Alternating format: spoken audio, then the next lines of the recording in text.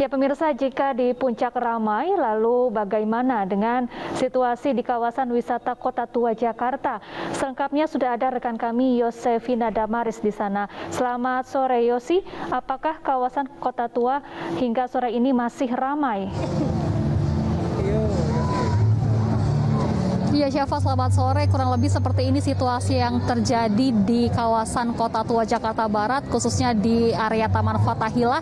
Bisa dikatakan ramai oleh pengunjung, mulai dari anak-anak sampai dengan orang tua yang memang memanfaatkan waktu libur panjang akhir pekan ini untuk berwisata di Kota Tua. Mayoritas adalah warga ibu kota yang mungkin tidak bisa keluar kota, jadi bisa menjadikan kawasan Kota Tua ini sebagai alternatif untuk berwisata. Jadi sedikit melepas penat begitu di rumah saja selama ini. Memang kawasan Kota Tua ini bisa dikatakan ramah untuk anak-anak, jadi bisa mengajak anggota keluarga atau juga teman-teman, dan cukup banyak juga aktivitas yang bisa dilakukan di sini. Kami lihat mayoritas ini duduk-duduk santai menikmati semilir angin sambil menikmati suasana yang ada di Kota Tua ini. Bisa juga bersantap kuliner, baik itu di restoran yang ada di dalam kawasan Kota Tua atau juga jajanan yang dijajakan di area luar Kota Tua. Bagi Anda yang hobi fotografi, bisa juga membidik untuk foto-foto klasik atau juga bisa bersuah foto dengan manusia patung. Ada yang menyerupai Noni Belanda, ada juga pejuang, pahlawan-pahlawan, dan salah satu aktivitas yang bisa dilakukan di sini adalah bersepeda. Jadi ada sejumlah sepeda ontel yang disewakan, yang dihias cantik, lengkap dengan topi pantainya, dan dari pengunjung juga bisa menyewa sepeda ontel itu untuk berkeliling di kawasan Kota Tua. Nah, saya akan ajak Syafa dan juga pemirsa sedikit berbincang dengan salah satu pengunjung yang ada di sini. Sudah cantik sepertinya, ada seorang ibu di sini, sudah lengkap dengan topi pantai warna pinknya. Selamat sore Ibu, dengan Ibu siapa? Ibu Yanti. Ibu Yanti dari mana Bu, kalau boleh tahu? Bogor. Dari Bogor, jauh-jauh dari Bogor ke sini emang untuk liburan, jalan-jalan atau gimana nih Bu? Mau ke rumah ponakan, mampir dulu ke sini, ke Kotu dulu. Habis ke Kotu baru ke rumah ponakan. Di rumah ponakan tempatnya di Jakarta Selatan. Gimana nih Bu? Udah ngapain aja tadi di Kota Tua di sini? Seru nggak sih Bu? Ini lagi naik sepeda, harus menjaga protokol, harus pakai masker, menjaga jarak. Menyewa sepeda tarifnya berapa Bu? 25.000 untuk setengah jam. Bu, Ibu kan dari Bogor ke Jakarta, kasus COVID-19 juga masih ada gitu ya Bu ya. Takut nggak sih Bu wisata tapi masih pandemi kayak gini Bu? Gimana nih Bu siasatnya?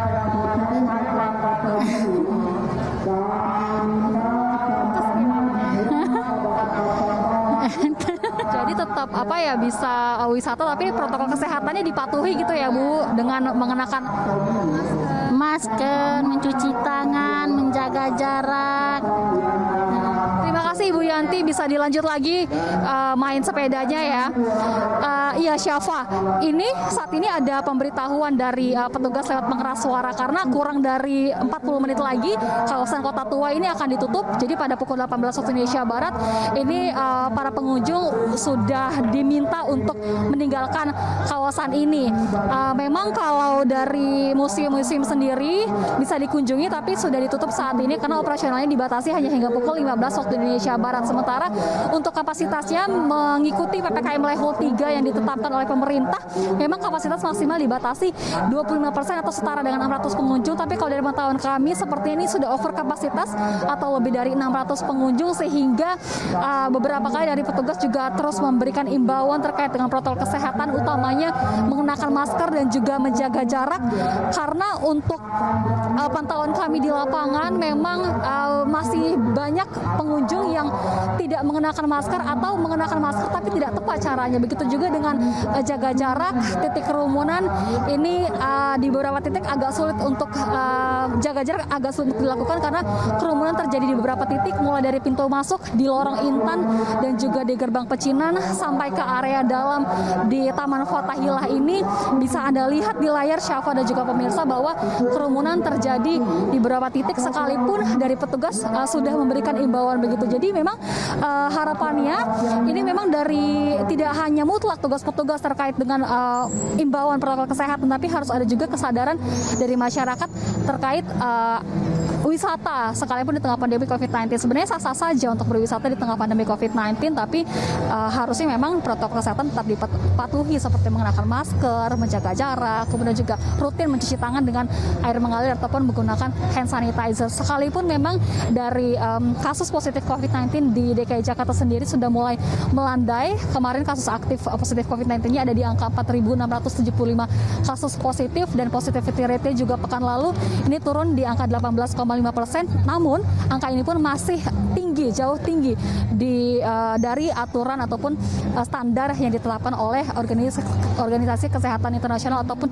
WHO, yakni 5%. Jadi memang harusnya dari warga ini bisa lebih taat lagi terkait dengan protokol kesehatan, baik itu mencuci tangan, menjaga jarak, mengenakan masker, menjauhi kerumunan, dan juga mengurangi mobilitas. Syafa.